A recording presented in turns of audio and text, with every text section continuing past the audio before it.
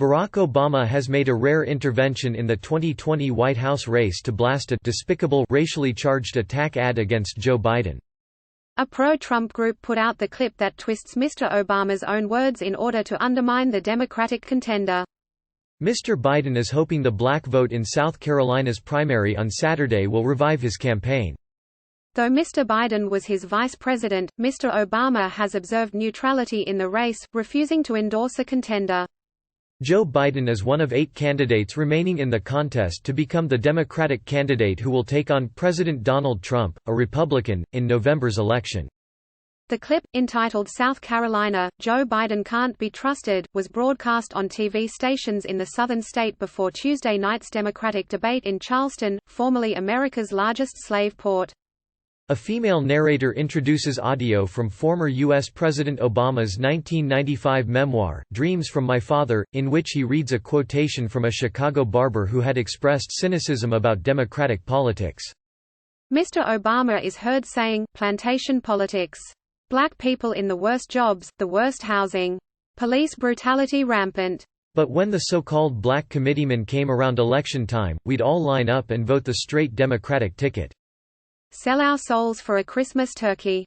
But the hairdresser cited by Mr. Obama was talking about the Illinois city's first black mayor, not Mr. Biden. Captions flash up on screen during the ad attacking Mr. Biden's record on race. He is currently the frontrunner in the South Carolina race, though his campaign is flagging nationally. Mr. Obama's lawyers say they will file a cease and desist letter to immediately stop television stations in South Carolina running the clip. This despicable ad is straight out of the Republican disinformation playbook, Katie Hill, Obama's communications director, said in a statement. And it's clearly designed to suppress turnout among minority voters in South Carolina by taking President Obama's voice out of context and twisting his words to mislead viewers. In the interest of truth in advertising, we are calling on TV stations to take this ad down and stop playing into the hands of bad actors who seek to sow division and confusion among the electorate.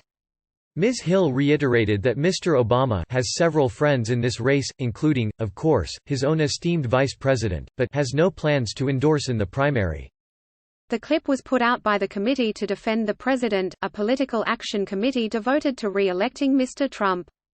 The group is run by a former Republican state legislator from Colorado, Ted Harvey. Mr. Harvey told Politico the ad is fair game, arguing that Mr. Biden is simply giving lip service for votes. That's the point President Obama made in his book, and we have every right to use his own words, in his own voice, in the political forum, he added.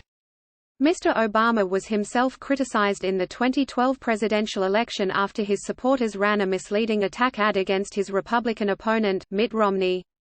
The clip said Missouri steel worker Joe Soptic's wife had died of cancer after he lost his health insurance when his factory was shut by Bain Capital, a private equity firm that Mr. Romney had managed. The ad failed to mention Mr. Romney was not working at Bain when the factory closed and that Mr. Soptic's wife had health insurance through her own job and was diagnosed with cancer 5 years after her husband was laid off.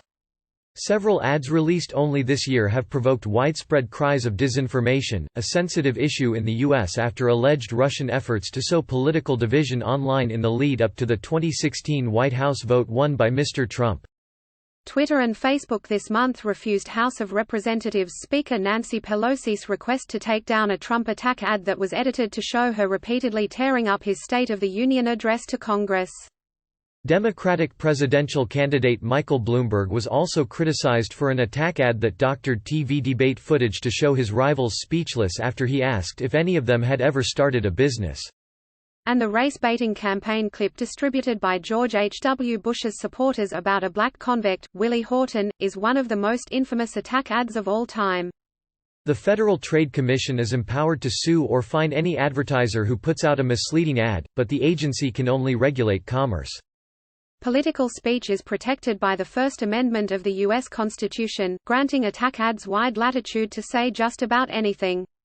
The Federal Communications Commission rules that broadcasters cannot censor a candidate.